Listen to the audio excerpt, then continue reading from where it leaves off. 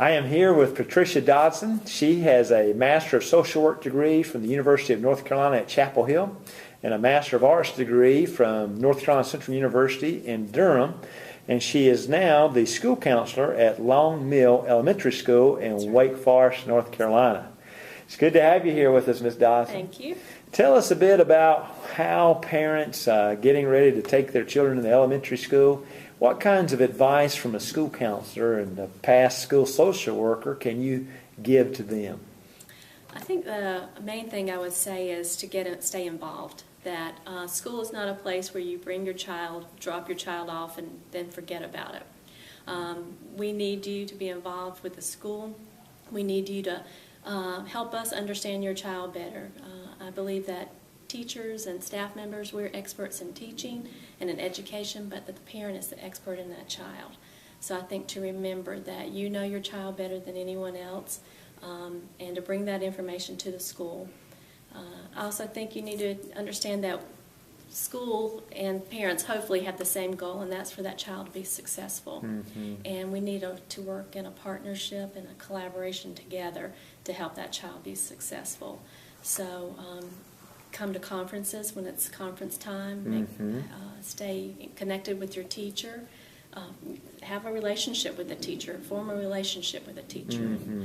That's important for teachers to open up to parents and have a connection, but parents also to be open to teachers and have a connection with them. Okay. Emails, whatever way you can stay connected with the teacher to understand how your child is learning, how your child is doing. It's very important. Stay connected with your child. When your child comes home in the afternoons, that's not the end of the day or the end of learning for them. I suggest, asking them, what's in your book bag? Let's unpack it together and share. What did you learn today? Give me 3 things you learned today. Look at your child's behavior records. If they had a great day, super, give them praise for that. If they had a day where something happened, there was a problem, instead of saying, don't do that again or make sure you bring a better grade home tomorrow, how could you do that differently? Help them problem solve what happened and what they would do differently tomorrow. And encourage them to continue doing that. Real good.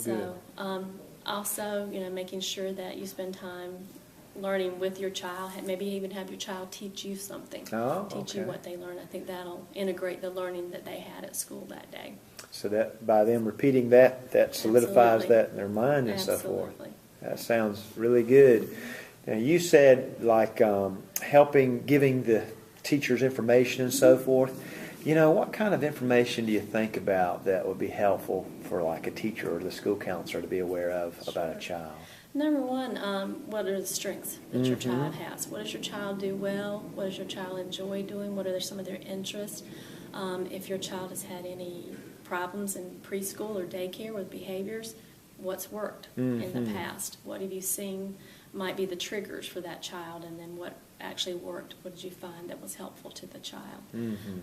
Anything that's gone on, any events that have happened in the child's life, recent death or divorce or anything that might impact their learning would be things I think would be helpful to bring to the school's attention. So not to keep that to oneself, but right.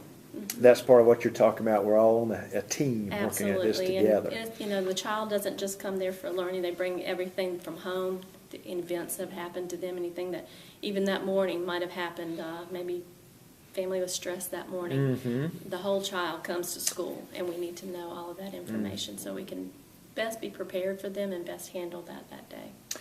As you think about these young people you see like in elementary school and so forth, what kinds of things do you think of that the parent could do to really help their child be ready each day as they go to school? And, like as during the weekend, maybe what kinds of things they might be doing even to prepare them for the coming week? Again, I think just asking them what they learned this past week, asking them what they want to get out of the next week. What would be your goals this week?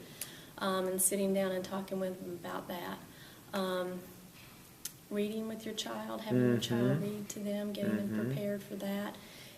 If you know that there's going to be an event happening at school, or there's going to be a particular person this child doesn't get along with, again, helping them problem solve and think through how they might be able to manage that, who are their support persons at school, or how might they work through that problem, and maybe even role playing with the child through a particular event that might happen, so they feel comfortable and confident. Very good. I think for parents, just to be confident in asking questions of schools, not being intimidated by school systems, or maybe they had a bad experience as a child, to feel comfortable coming in when school officials use language that they don't understand, to ask questions, to know that it's okay. That even some people sitting at the table that day may not understand everything that's being said. So that's what you mean by the parent is the expert in their child. Absolutely.